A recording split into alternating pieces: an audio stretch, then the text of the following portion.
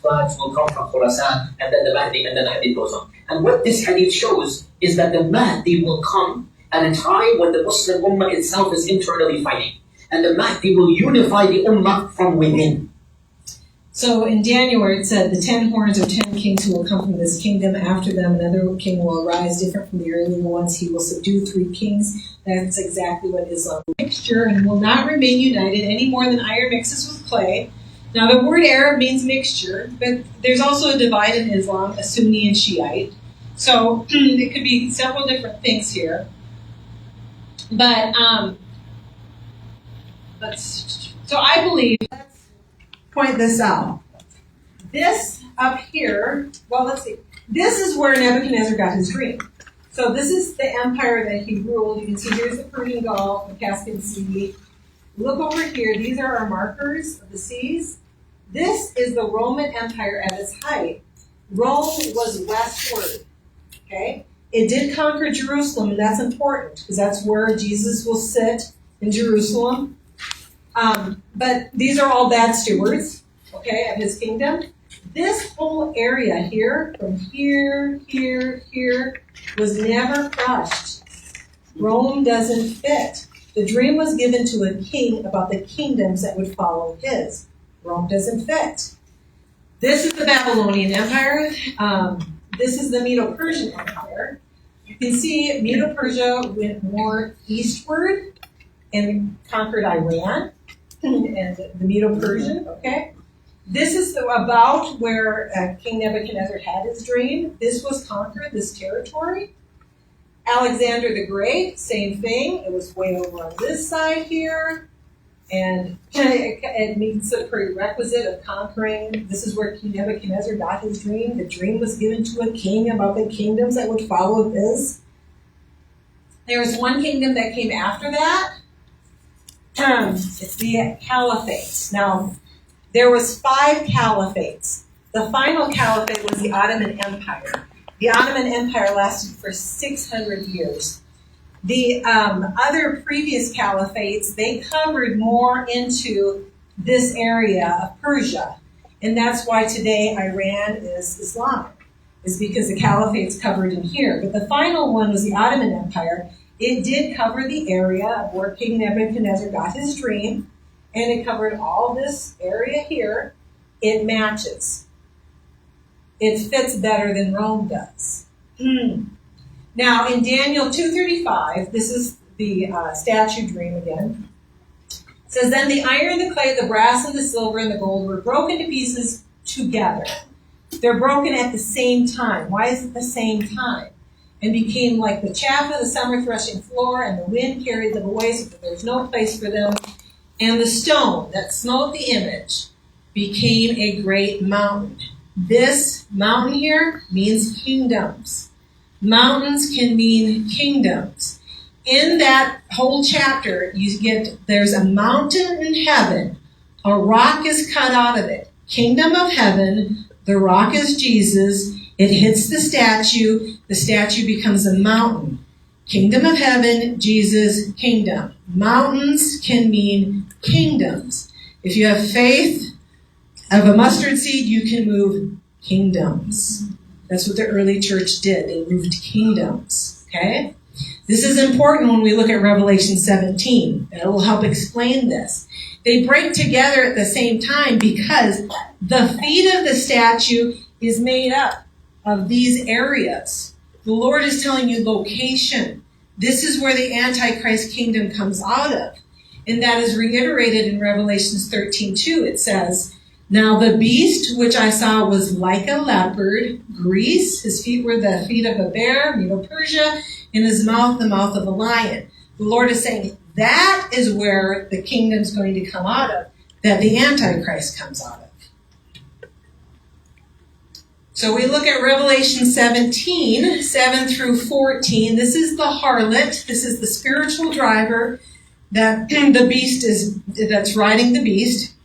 It says, and the angel said to me, why are you astonished? I will explain to you the mystery of the woman and the beast she rides, which has 7 heads and 10 horns.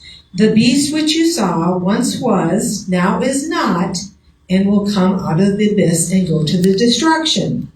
The inhabitants of the earth whose names have not been written in the book of life from the creation of the world will be astonished when they see the beast, because it once was, now is not, and yet will come again. Here's the breakdown. This calls for a mind with wisdom. The 7 heads are 7 mountains. They're kingdoms. I'm going to come right back. This is a picture of the beast. The 7 heads on the beast, they're kingdoms. Remember the previous one I said God's territory was from the Wadi of Egypt to the great river Euphrates. This became territorial war. They had to try to break the covenant, take the land, kill the Jews. Jesus came. Now we're all seeds of God, and we're part of this covenant, okay? But the plan hasn't changed. You have to take that territory, still kill the Jews. This is the empire to do it. Okay, you have Egypt, Assyria, Babylon, Medo-Persia, Greece. Rome is the 6th. The Ottoman Empire is going to be the one that you see with the 10 kings, 3 get subdued, and then the Antichrist rises up. The body of the beast is location. Let me go back and I'll finish what I was saying on this one. So this for him. The animals, the angel said, it's a king, it's a kingdom, it's kingdom, okay? 5 have fallen. At the time, the 5 that had fallen, I said, were Egypt, Assyria, Babylon, Medo-Persia, and Greece. When John wrote this, 1 is. The one that was Rome. The other has not yet come. That's the Ottoman Empire. But so as I said, the body of the beast, the Lord is telling you location. This is where this empire is going to come out of. This is territory. There's a reason why they've always gone after Israel. And then this one just kind of breaks it down, everything that we've gone over so far. In Daniel 2, the statue dream, Egypt, Assyria, and Rome are not included. In Daniel 7, the animal dream, Egypt, Assyria, and Rome are not included. In Revelation 17, you have all of them. The Islamic Ottoman Empire was the legs of iron. It was a 4th beast. It crushed and left behind no residue. That was a perfect description of Islam. It's the 7th head. In Islam, it conquered all the regions of the lion, the leopard, and bear. It matches that. What I believe we're going to see is a revived caliphate. Out of it is the feet of iron and clay. It is the 10 horns that grow out of the 4th beast. And it is the healed 7th head with an 8th king. And then after that, Jesus' kingdom is on it. Yay. So, I gotta take a step. So when I say it's kings and kingdoms, every prophecy expert that I've ever heard looks at Revelation 13 and says, that's speaking of the Antichrist. I'm saying it's not just speaking of the Antichrist, it's speaking of the kingdom. This is where kings and kingdoms matter. This first part is speaking of the kingdom. This second part is speaking of the king, the Antichrist. So let's break that down. The dragon, Satan, stood on the shore of the sea, and I saw a beast coming out of the sea. It had 10 horns and 7 heads, with 10 crowns on its horns, and on each head a blasphemous name. That's because false gods worshipped over Israel. The beast I saw resembled a leopard, had the feet of those of a bear, and the mouth like a lion. The Lord saying, this is the location of this kingdom. The dragon, Satan, gave the beast his power and his throne and great authority. One of the heads of the beast seemed to have had a fatal wound. That happened in 1923 with the abolishment of the caliphate, but that fatal wound had been healed. The whole world was filled with wonder and followed the beast. People worshipped the dragon, Satan, because he had given authority to the beast, and they also worshipped the beast and said, who is like this beast? Who can wage war against it? The caliphate, I believe, is starting to come back. That area, there's no stopping it, and I will show you some of the stuff that's going on. Then, verse 5 is talking about the Antichrist himself. The beast was given a mouth to utter proud words and blasphemies and to exercise authority for 42 months. We know that happens at the desolation of the Temple Mount. That's when Satan dwells into this Antichrist. It opened its mouth to blaspheme God and to slander his name in his dwelling place and those who live in heaven. It was given power to wage war against God's holy people. That's Israel, that's the conquering, and that's also us. And to conquer them, it was given authority over every tribe, people, language, and nation. Now you may say, Amy, if they're one area, if this is truly around Israel, how do they have power over every tribe, people, language, and nation? Because they're going to be working together with a global government system, the land beast, and they both have authority, same authority. All inhabitants of the earth will worship the beast, all whose names have not been written in the Lamb's book of life, the Lamb who was slain from the creation of the world. So I believe the Antichrist is the Mahdi, who is the final caliph of the caliphate. And in Shiite Islam, he's known also as the 12th Imam. This is a secular Muslim video speaking of what happened to abolish the caliphate. And this was put out a couple years ago because they knew that the Treaty of Lausanne was going to expire and then they could bring the caliphate back.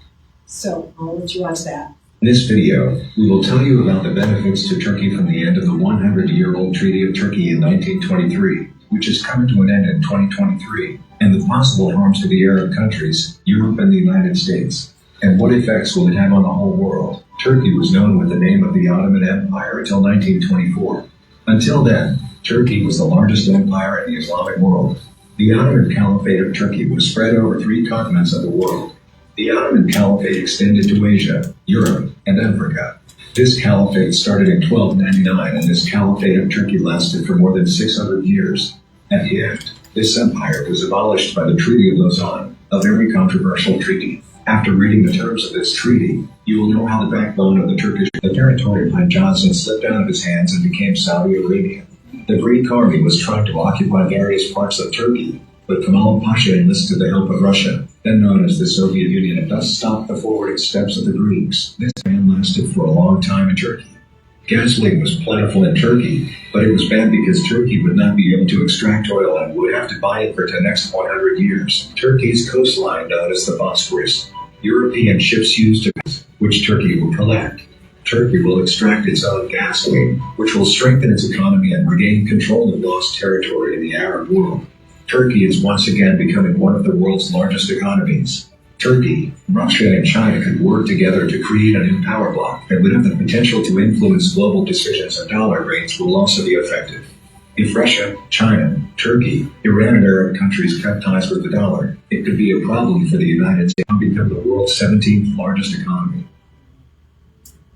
All right, that kind of gives you the idea of how it was abolished, and now it can come back. And then this was about a year ago.